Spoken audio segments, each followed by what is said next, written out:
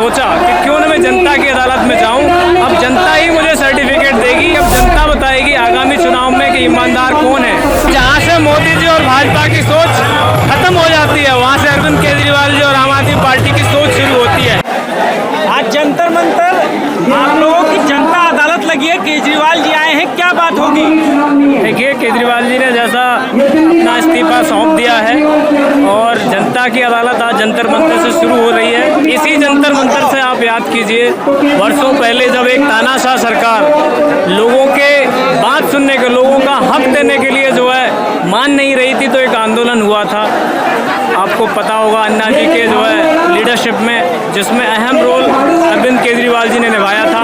उसके बाद ही आम आदमी पार्टी का जन्म आंदोलन से, इसी मैदान से हुआ। तो आज वापस जब भाजपा ने अनगिनत अनर्गल झूठे आरोप लगाए हैं, तो केजरीवाल जी ने सोचा कि क्यों न मैं जनता की अदालत में जाऊं। अब जनता ही मुझे सर्टिफिकेट देगी कि किस तरीके से झूठे तमाम आरोप लगा करके आम आदमी पार्टी के तमाम नेताओं को, चाहे वो केजरीवाल जी सही, चाहे सिसोदिया जी, चाहे संजय सिंह जी सही, चाहे सत्येंद्र जैन जी, सबको अंदर डाल दिया। तो अब जनता सर्टिफिकेट देगी। अब जनता बताएगी आगामी चुनाव में कि ईमानदार कौन है। अगर केजरीवाल जी को पूरा बहुमत देती है जनता, तो इसका मतलब सर्टिफिकेट सीधा सीधा है।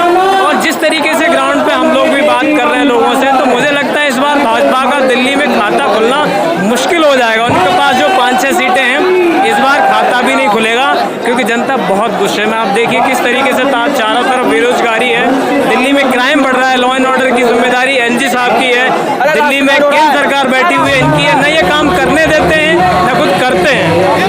जब इस्तीफा ही देना था, इतना इंतजार क्यों कर रहे थे?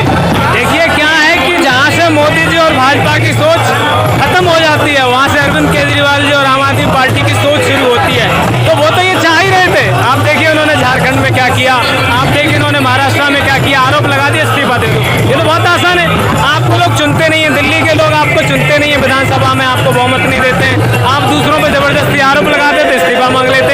इस्तीफा ही मांगना है तो इन बेशर्मों को अपने मणिपुर के सीएम से इस्तीफा क्यों नहीं मांगते? मणिपुर 1.5 साल से चल रहा है, तो इनको जरा भी शर्म है, जरा भी नैतिकता इनके अंदर है। रही बात केजरीवाल जी की, एक सबूत नहीं मिला, ट्रायल नहीं हुआ, जबरदस्ती आपने परेशान किया, तो किस बिना पे इस्तीफा तुम्हारे कहने पे देते? हाँ, आज जब लगा इस्तीफा देना चाहिए, आपकी खुद की अंतरात्मा ने कहा कि जनता के बीच जाना चाहिए, तो आज केजरीवाल जी ने फैसला लिया।